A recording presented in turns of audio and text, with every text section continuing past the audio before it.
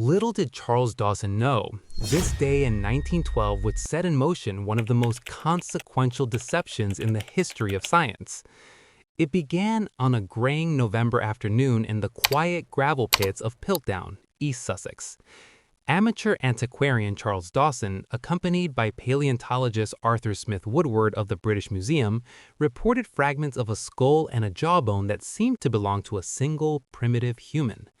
In an era hungry for a missing link, the find fit a comforting narrative that large-brained Britain had produced an ancestor intermediate between apes and modern humans. The specimen was christened Eoanthropus dawsoni, Dawson's Dawn Man, and Britain rejoiced. Context is crucial. At the turn of the 20th century, paleoanthropology was a fiercely nationalistic field. Germany and France had produced notable fossils. Britain wanted a founding father for human evolution. The Piltdown fragments arrived at a perfect cultural moment, and respected figures in the British establishment rallied around them.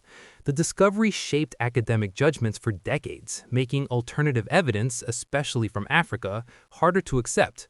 Tension mounted as other finds began to tell a different story. Discoveries such as the Town Child in South Africa, 1924, suggested an African origin for humankind and small-brained early hominins, directly challenging the Piltdown narrative. Yet British authorities invested in the Piltdown story resisted these challenges.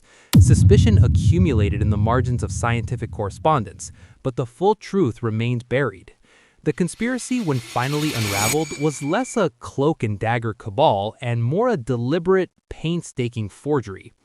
Early doubts persisted, but the decisive work came after World War II. In 1949 and culminating in 1953, scientists Kenneth Oakley, Joseph Wiener, and Wilfred LeGros Clark applied a suite of new analytical techniques and forensic scrutiny. Using fluorine analysis, a method Oakley had refined, they measured how much fluorine the bones had absorbed from the surrounding soil.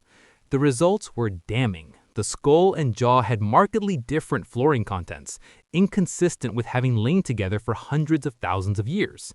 Microscopic and chemical examination exposed further manipulation. The jawbone proved to be that of an orangutan. Its teeth had been deliberately filed to resemble human wear. Both the skull fragments and the jaw had been artificially stained with iron and chromium salts to give them a false antiquity. The pattern of file marks and the selective staining amounted to a single coordinated fraud designed to make disparate pieces appear as one ancient hominin. Who benefited and who was responsible? Charles Dawson emerges as the most plausible perpetrator. He had a documented history of dubious discoveries and a motive: personal prestige and national pride.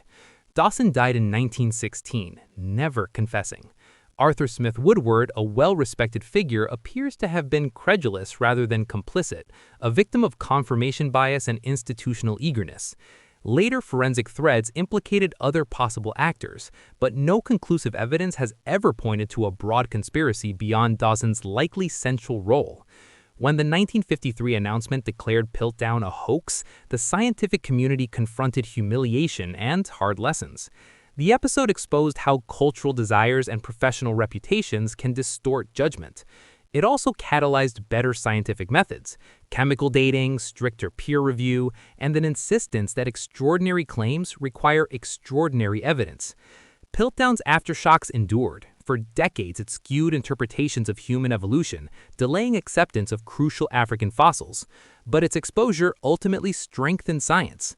The Piltdown affair is a story of ambition, national myth-making, and the slow, exacting work of corrective inquiry.